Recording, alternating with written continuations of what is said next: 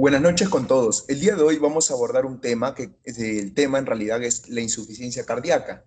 Ahora, este tema que vamos a abordar vamos a poner un caso clínico de ejemplo y lo vamos a relacionar con el famoso NANDA, ¿no? Que es el diagnóstico, un manual para diagnósticos dentro del campo de la enfermería. Es el NANDA 2024-2026. Ahora, este tema de insuficiencia cardíaca para ello lo voy a abordar bajo rasgos generales, es decir, que no lo voy a abordar de una manera muy profunda. ¿Por qué? Porque, bueno, en enfermería no es necesario profundizar la enfermedad, la patología la cual vas a tratar en un 100%, sino, bueno, los rasgos esenciales, ¿no? Ya que quien necesitaría profundizar mucho más aún sería el médico.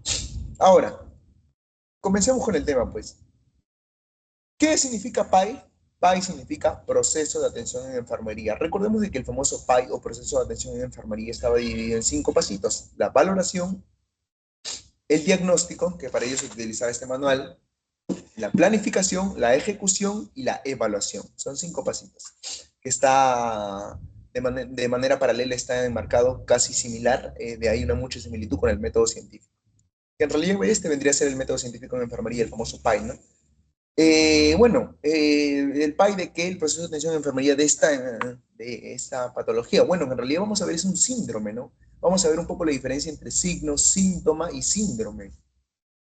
Ahora, y enfermedad, también vamos a ver esos 4 términos, ¿no? Ya que muchas veces creemos que son tal vez similares y todo ello. Vamos a abordar es un síndrome, la insuficiencia cardíaca. Y bueno, yo voy a ser el expositor, ¿no? En realidad es una especie de alias, ¿no? O el nombre de mi canal, YouTube. Ahora, este va a ser el índice que vamos a abordar. Primero vamos a ver qué es la insuficiencia cardíaca, rasgos generales, simplemente, los rasgos necesarios para poder conocer y poder abordar el tema con claridad. Y vamos a ver su diferencia, ¿no? Su diferencia entre su parte fisiológica y su parte fisiopatológica. Ahora, les voy a poner un caso clínico como ejemplo. De ahí vamos a abordar los 11 patrones de esta teórica muy conocida llamada Marjorie Gordon y su relación con el caso que vamos a ver, caso clínico. Vamos a ver algunos diagnósticos del caso por orden de prioridad. De ahí vamos a ver las fichas farmacológicas y sus referencias bibliográficas, nada más. Como pueden apreciar, aquí hay imágenes. Mira. ¿Qué pueden apreciar en estas imágenes de aquí? Un corazón normal, un corazón hipertrofiado y un corazón dilatado.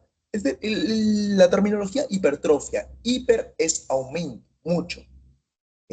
Trofia quiere decir que sus células están en alguna medida como desgarradas, quebradas, etcétera. Y eso ha hecho que estén más gorditas, más gruesitas, hipertrofia. En otras palabras, es el proceso por el cual un músculo, de manera un poco más técnica, por la cual un músculo aumenta de tamaño, hipertrofia. Hipertrofia. A diferencia de las células, también tienen otro proceso llamado hiperplasia, ¿no? Que eso se da muchas veces, tal vez, en el proceso de la mitosis, ¿no? O tal vez en el proceso de un cáncer, etcétera, pero hipertrofia. Siempre, por lo general, la hipertrofia de la insuficiencia cardíaca se caracteriza por ser en el ventrículo izquierdo, que vamos a abordar las partecitas del corazón con calma. Ahorita voy a explicar cómo es que está dividido un corazoncito así de manera sencilla para poder entrar directamente al tema fisiopatológico. Bueno, también el corazón está muy dilatado, aumenta de tamaño. En otras palabras, hay una especie de cardiomegalia. Ahí se le conoce como el corazón aumenta de tamaño. Listo. Bueno, aquí también en la imagen de la derecha, que pueden observar que está ahí al costado de una mascarilla, ahí podemos ver una especie de arteriosclerosis, ¿no? Hay grasitas, hay lípidos ahí que se están acumulando y pueden ocasionar una arteriosclerosis. Listo. Parece que esta es la arteria coronaria. Listo. A ver. Todo esto que te estoy comentando lo vamos a abordar con mayor profundidad. A ver. La insuficiencia cardíaca. Así es como se define correctamente la insuficiencia cardíaca. Es un conjunto de signos y síntomas que aparecen juntos y forman un cuadro clínico reconocible, pero que pueden ser causados por distintas enfermedades. En otras palabras, la insuficiencia cardíaca no es una enfermedad, sino que más bien la insuficiencia cardíaca es un síndrome. ¿Y qué es un síndrome? Un conjunto de signos y síntomas que te orientan, que te guían hacia un cuadro clínico reconocible. Eso es un síndrome. Ahora, es decir, es un síndrome clínico producido por la incapacidad de los ventrículos para inyectar sangre necesaria para el metabolismo tisular. En otras palabras, la sangre que sale del ventrículo, la sangre que se eyecta del ventrículo, no puede llegar a todos los tejidos del cuerpo. Y si no puede oxigenar a todos los tejidos del cuerpo, si no puede nutrir a todos los tejidos del cuerpo, ¿de qué estamos hablando? Estamos hablando de una mala perfusión, una perfusión tisular mermada, disminuida, ¿no? Bueno, en ese sentido, solo o bien podría hacerlo, pero a costa también de aumentar las presiones del llenado cardíaco, las presiones del llenado cardíaco. En otras palabras, va a aumentar la presión arterial. En otras palabras, algo característico de esta síndrome es que los pacientes van a presentar una elevada presión arterial, una elevada presión arterial. Recordemos que hay hipertensión arterial de primer grado, segundo grado, tercer grado, etcétera. Pero no vamos a abordar eso ahora porque no es una clase de hipertensión arterial. Listo. Aquí he puesto la pequeña diferencia entre enfermedad y síndrome, para los que no sabían o no tenían conocimiento de esto. Una enfermedad es una entidad patológica específica, o sea, apunta a algo específico. En cambio, un síndrome es simplemente un conjunto de manifestaciones clínicas. Primera diferencia. Segunda diferencia, en el caso de una enfermedad, tiene una causa o mecanismo propio. En otras palabras, tiene una causa a la cual se le puede identificar una etiología propia. Pero en el caso del síndrome, posee múltiples causas. Las causas son variadas, son diversas, son múltiples. Ahora, en el caso de la enfermedad, se explica el origen del problema. En el caso del síndrome, se describe cómo se manifiesta el problema. Ahora aquí te he puesto una notita también para que puedas tener en cuenta. La nosología. Hay una ciencia médica que se llama nosología. Es esa ciencia médica que se encarga de clasificar qué es signo, qué es síntoma, qué es enfermedad y qué es síndrome, etcétera. Y que también va muy de la mano con la semiología. La semiología es esa ciencia médica que se encarga de evaluar, ¿no?, los signos y síntomas que se puede apreciar en un paciente. Signos es aquello que yo puedo ver, medir, y los síntomas es aquello que el paciente refiere por medio de la entrevista clínica. Listo. La insuficiencia cardíaca. Ahora, como ya sabemos qué es la insuficiencia cardíaca, vamos a ver directamente por qué se caracteriza.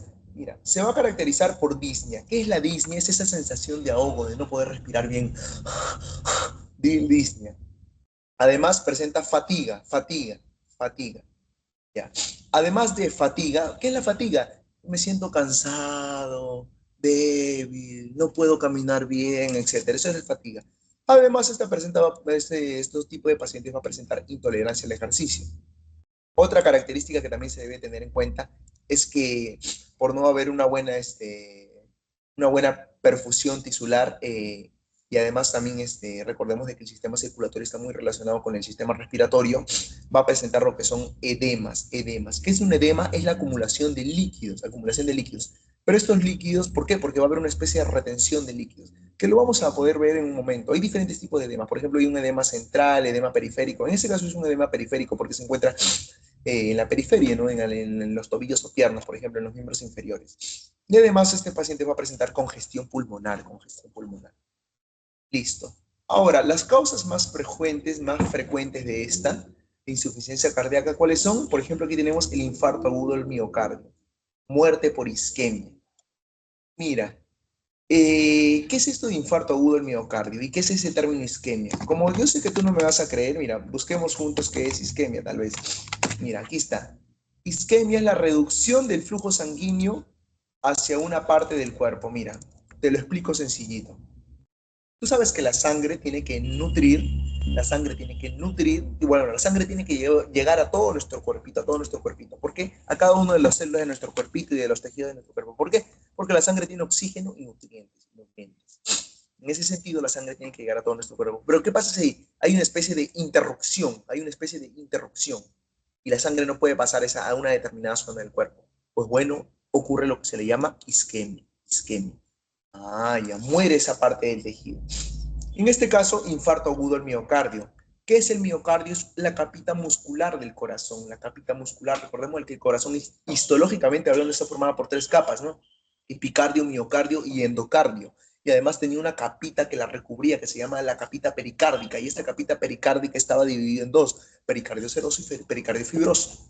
Y dentro de esto pasaba de lo que es una especie de líquido que se le conoce como líquido pericárdico. Pero bueno, no estamos en anatomía, así que bueno, solamente tener en cuenta ahí el infarto agudo del miocardio. Hipertensión arterial, lo que les dije hace un instante, miren. La hipertensión arterial que hace que cause un aumento crónico. Recordemos que lo crónico es aquello que dura mucho tiempo. En cambio, lo agudo, cuando yo te digo que una enfermedad es aguda, es que dura poco tiempo, es de corta duración. En cambio, cuando yo te digo que algo es crónico, es porque va a durar mucho tiempo. Y bueno, estos pacientes con insuficiencia cardíaca tienen aumento crónico de la carga contra la que debe bombear el corazón. Eso de carga tiene que ver más con biofísica, precarga, postcarga, etcétera. No vamos a entrar mucho en detalles, pero ten en cuenta de que aquí hay un aumento crónico contra la que debe bombear el corazón. O sea, el corazón, en otras palabras, ya no va a bombear de una manera normal, pierde su equilibrio. Cardiopatía valvular. Eso sí es necesario que lo explique, mira. Lo que pasa es que el corazoncito tiene válvulas. ¿Cuántas válvulas tiene el corazoncito? Bueno, son cuatro en total. La válvula tricúspide, la válvula bicúspide, las válvulas sigmoideas y semilunares. O, ahora, tener en cuenta un dato, bueno, la válvula tricúspide, tienen otros nombres, la válvula tricúspide tiene un nombre, la válvula bicúspide también se le llama válvula mitral. Estas válvulas, ¿dónde se encuentran, por ejemplo? Por ejemplo, en el caso de la válvula tricúspide se encuentra entre la aurícula derecha y el ventrículo derecho del corazón, y entre el caso de la válvula bicúspide mitral se encuentra entre la aurícula izquierda y el ventrículo izquierdo. Pero ahora, ¿qué pasa? Las válvulas son como puertitas. Imagínate la puerta de tu casa. ¿Qué pasa si tú no cierras bien la puerta de tu casa? Puede entrar un ladrón y robarte, ¿verdad? Algo similar pasa acá. Cuando no se puede cerrar bien la puerta, hay un retorno de la sangre. Y eso, bueno, también causa insuficiencia cardíaca. Por eso aquí dice cardiopatía valvular.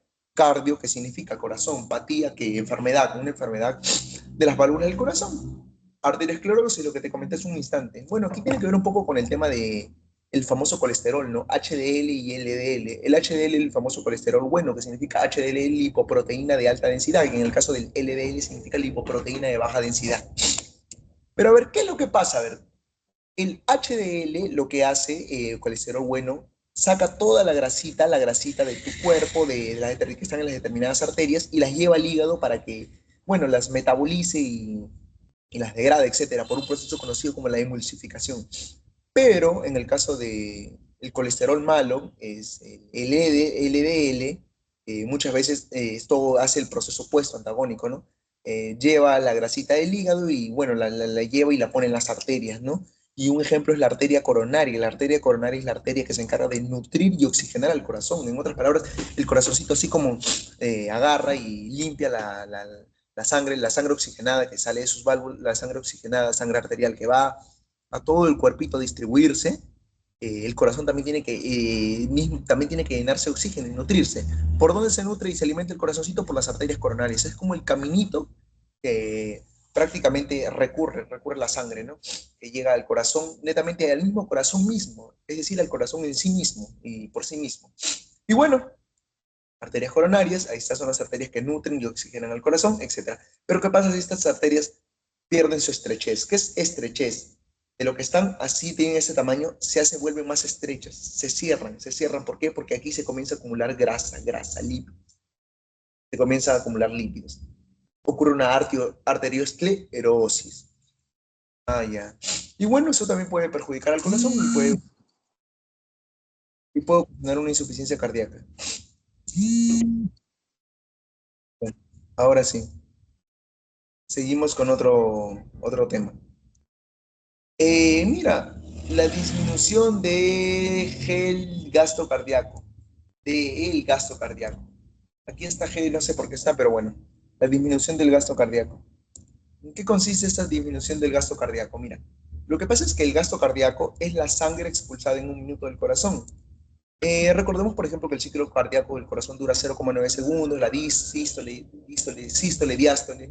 Sístole es contracción del corazoncito y diástole es relajación. Sístole, contracción, diástole, relajación. Recuerda que el corazón trabaja con una bomba aspirante e impelente. Se relaja, se contrae, se relaja, se contrae, se relaja, se contrae. Se relaja, se contrae, se dilata y se contrae. La disminución del gasto cardíaco. ¿Qué es esto de GC? GC es gasto cardíaco. Hay una formulita para ello. No vamos a entrar en temas de biofísica, porque eso también está relacionado con algunas cuestiones biofísicas. Pero te digo la formulita. El gasto cardíaco es igual a la frecuencia cardíaca por el volumen sistólico, O sea, la formulita, si es que tú quieres, la puedes investigar, ¿no? Pero en otras palabras, ¿para qué sirve esta formulita? Para ver la cantidad de sangre expulsada en un minuto. Para eso sirve la formulita. Ahora, el miocardio está lesionado. Cuando el miocardio está lesionado, cuando la parte muscular del corazoncito está lesionado, disminuye la fuerza de contracción. Es decir, que el corazón ya no se va a poder contraer de la misma manera, sino que se va a contraer más lento, más lento. Y también disminuye el volumen expulsado en cada latido. Ya no va a poder expulsar con tanta fuerza la sangre. Ya no va a poder eyectar con tanta fuerza la sangre de los ventrículos. Y como consecuencia llega menos oxígeno a los riñones, músculo e hígado. ¡Wow! En otras palabras, va a haber un disminuimiento del flujo sanguíneo. En otras palabras, un disminuimiento de la perfusión. Pero a ver, sigamos, mira. Esto, el propio cuerpo, lo somático, el propio cuerpo, lo corpóreo, lo interpreta como una especie de amenaza, ¿no? Y para su supervivencia del propio cuerpo, activa una serie de mecanismos de defensa, que también conocidos como mecanismos compensadores. Y ahora, ¿cuáles son estos mecanismos compensadores que actúa? Pues bueno, lo vamos a ver en la siguiente diapositiva, pero ten en cuenta que estos mecanismos compensadores que actúa es porque el cuerpo va a intentar restaurar la perfusión tisular. En otras palabras, el flujo sanguíneo. El flujo sanguíneo. El flujo sanguíneo que llegue a todo el cuerpito. Inicialmente son beneficiosos, pero a largo plazo resultan perjudiciales. Inicialmente son beneficiosos, pero a largo plazo te resultan perjudiciales. En otras palabras, ¿qué está diciendo aquí? De que como el cuerpo intenta restaurar la perfusión tisular por esa serie de mecanismos compensadores que va a activar, parece que a corto plazo, pues bueno, vamos bien, pero a largo plazo eso es dañino. Nota, los varoreceptores. Mira, te comento, lo que pasa es que en nuestro cuerpo nosotros tenemos un montón de tipos de receptores, un montón de tipos de receptores. Ahora, ¿qué son esos receptores? Los receptores, así sencillito, son células nerviosas especializadas. Por ejemplo, cuando sentimos calor se debe a unos receptores llamados los termorreceptores. Por ejemplo, cuando saboreamos una buena comida rica tenemos sustancias químicas que se llaman los quimiorreceptores. Cuando olemos algo mal también tenemos quimiorreceptores. En realidad tenemos receptores para todo, la verdad, para todo, de termorreceptores, etc. Ahora, también tener en cuenta otro aspecto. Estos varoreceptores se van a activar inicialmente por la caída de la presión arterial y del gasto cardíaco. ¿Qué quiere decir ello? Que como la presión arterial pareciera que comienza a disminuir, porque en realidad no es así, recordemos que los pacientes de insuficiencia cardíaca se van a caracterizar por una presión elevada, pero y el gasto cardíaco que va a disminuir también, porque ya no sale, ya no eyecta con tanta fuerza. Al detectar menos estiramiento de la pared arterial, envían menos señales al cerebro que aumenta la actividad simpática. En otras palabras, el sistema nervioso simpático, lo que va a hacer es activar el sistema nervioso simpático. ¿Y qué va a hacer el sistema nervioso simpático? Pues bueno, activarse. ¿Y eso qué va a ocasionar? Taquicardia, vasoconstricción. ¿Para qué? Para intentar mantener la presión arterial, que ha disminuido. Ah, bueno. Acá hay otra serie de mecanismos compensadores. Por ejemplo, mira, la insuficiencia cardíaca, ¿qué hace? Disminuye el gasto cardíaco. Y si disminuye el gasto cardíaco, como consecuencia de ello, disminuye la perfusión renal. En otras palabras, la sangre no va a poder llegar correctamente al riñón. Y para ello activa una serie de un sistema, ¿no? Un sistema llamado sistema renina-angiotensina-aldosterona, ¿no? Que consiste en... Son hormonas, la renina, la angiotensina, la aldosterona son hormonas, ¿no? Que la renina activa el angiotensinógeno, el angiotensinógeno se transforma en angiotensina 1 y la angiotensina 1 se transforma en angiotensina 2, etcétera. Pero no es necesario ver ahora eso, pero bueno, todo esto actúa en el sistema reticular activador ascendente que es lo que nos interesa ahora saber es las consecuencias. ¿Qué ocasiona esto? Ocasiona la vasoconstricción, en otras palabras, se reduce, y la retención de sodio y agua, Por eso que la persona va a presentar edema, ¿no? Porque el sodio ¿qué es? Es una sal, y como es una sal, el sodio, ¿qué es lo que va a hacer el sodio? Retiene el agua. En otras palabras, de un medio hipotónico, hace que retenga sal, y ese medio se vuelve hipertónico, aumentando el volumen sanguíneo y la presión arterial. Esto empeora la congestión y el edema, tal y como te lo dije. La congestión hemodinámica de la sangre también empeora. La insuficiencia cardíaca, bueno, en el caso de la insuficiencia cardíaca, ¿qué es lo que va a causar? va a causar la activación crónica del sistema nervioso simpático y el sistema reticular activador ascendente, ¿no? Y esto que causa también el remodelado cardíaco, en otras palabras, se van a querer remodelar las fibras del corazoncito, pero no. ¿Qué ocasiona esto? Un aumento, no una hipertrofia, como te dije hace un instante, una hipertrofia ventricular izquierda, la dilatación de la fibrosis del corazón, con empeoramiento progresivo de la función cardíaca. Ahora, aquí, la insuficiencia cardíaca también, ¿qué ocasiona? Ocasiona el disminuimiento de la capacidad del bombeo del corazoncito, el aumento de las presiones venosas, eso es lo que te mencioné hace un instante, va a producir como una congestión hemodinámica, que ocasiona que la presión elevada en los capilares empuje el líquido hacia los tejidos y va a producir edemas también pulmonares o periféricos. Eso va a depender del caso de la gravedad de la insuficiencia cardíaca. Bueno, la insuficiencia cardíaca produce también estrés mecánico y activación crónica neurohormonal, como el paciente se va a ver más estresado, más molesto, va ansioso, etc. Y esto se puede como visualizar por medio de alteraciones celulares y moleculares. ¿Y qué ocasiona ello como efecto? Disfunción de los miocitos, fibrosis, apoptosis. Recordemos que la apoptosis es la muerte celular programada y interviene una famosa proteína, la P53, etc. Y menor capacidad de contracción del corazón. Listo, y aquí vamos a poner listo el ejemplo del caso clínico. A ver, vamos a leer el caso clínico. El señor Juan Pérez, varón de 68 años, paciente que llega al servicio de emergencia, traído por sus familiares debido al deterioro progresivo de su estado general en las últimas 24 horas como antecedentes. Le presenta diagnóstico de diabetes mellitus tipo 2 desde hace 20 años, hipertensión arterial, refiere haber presentado fiebre desde hace 2 días y sensación de falta de aire. Presente edemas en miembros inferiores, pero no acudió a un establecimiento de salud. Al ingreso, el paciente se encuentra somnoliento, responde lentamente a preguntas simples y muestra evidente dificultad para mantener la orientación del tiempo y espacio.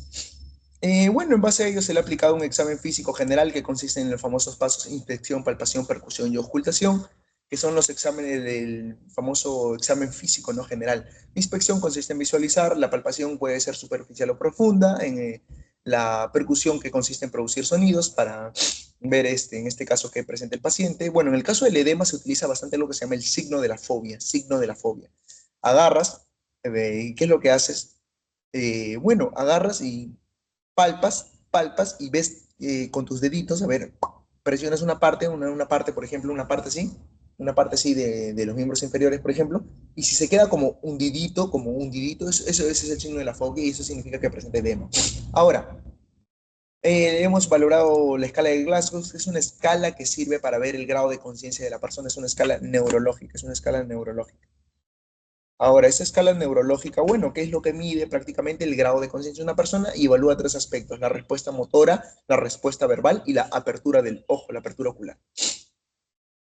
Signos vitales, temperatura, frecuencia cardíaca, frecuencia respiratoria, presión arterial y saturación de oxígeno. Si bien es cierto, la saturación de oxígeno no es un signo vital, porque la saturación de oxígeno lo que mide es el transporte de hemoglobina del cuerpo. En otras palabras, recuerda que la hemoglobina es esa proteína que transporta oxígeno por todo el cuerpo. Pero bueno, es un medidor, no es un indicador, el oxímetro, ¿no? Que te mide la saturación.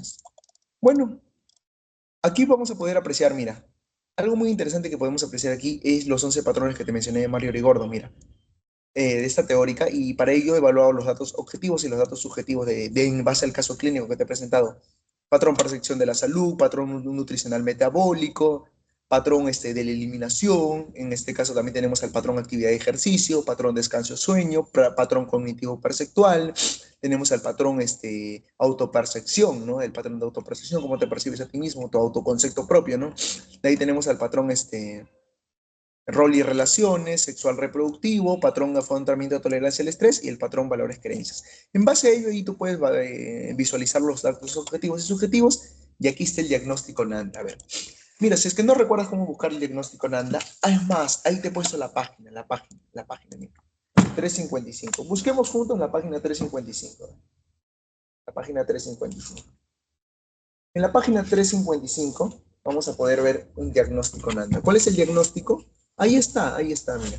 El diagnóstico es deterioro del intercambio gaseoso, deterioro del intercambio gaseoso. Ahí está, ahí estoy señalando con la flechita, mira. Deterioro del intercambio gaseoso, y aquí también está. Ese deterioro del intercambio gaseoso está relacionado con la etiología, la causa. ¿Y dónde podemos ver la causa? Pues bueno, aquí está, relacionado con desequilibrio, ventilación, perfusión, etc. Aquí lo podemos encontrar, ¿no? Lo podemos encontrar aquí en el deterioro del intercambio gaseoso. Y bueno, y eso está evidenciado por los signos y síntomas que podemos ver aquí, que es la hipoxemia y la taquignia, que la taquignia consiste en el aumento de la frecuencia cardíaca, confusión presente en el paciente y diaforesis. Diaforesis. Listo. Ahí tú puedes visualizar y utilizar tu NANDA y ver. Pasemos a lo siguiente. Bueno, el tratamiento farmacológico es sencillo esto, no voy a demorarme explicando mucho. Aquí está el fármaco, el grupo farmacológico terapéutico, el mecanismo de acción y el efecto principal. ¿Qué significa diurético de ASA? ¿Qué es eso de diuresis? El término diuresis quiere decir la cantidad normal que orina un paciente. Por ejemplo, en el caso de adultos es 1,5 litros, lo normal que tú deberías orinar. Pero ¿qué pasa si presenta determinadas anomalías? No sé, oliguria, anuria, hematuria, etc.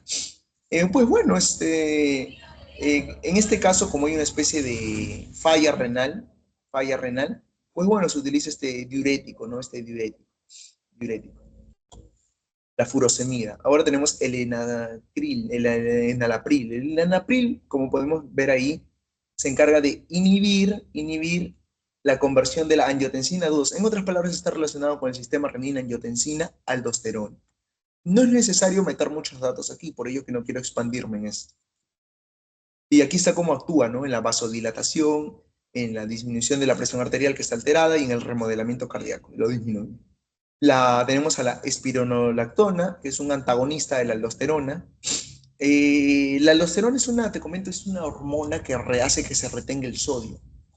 Como eso es lo que produce el edema. En otras palabras, esto va a hacer de que el cuerpo restaure correctamente el sodio, ¿no? Restaure correctamente el sodio y no retenga agua.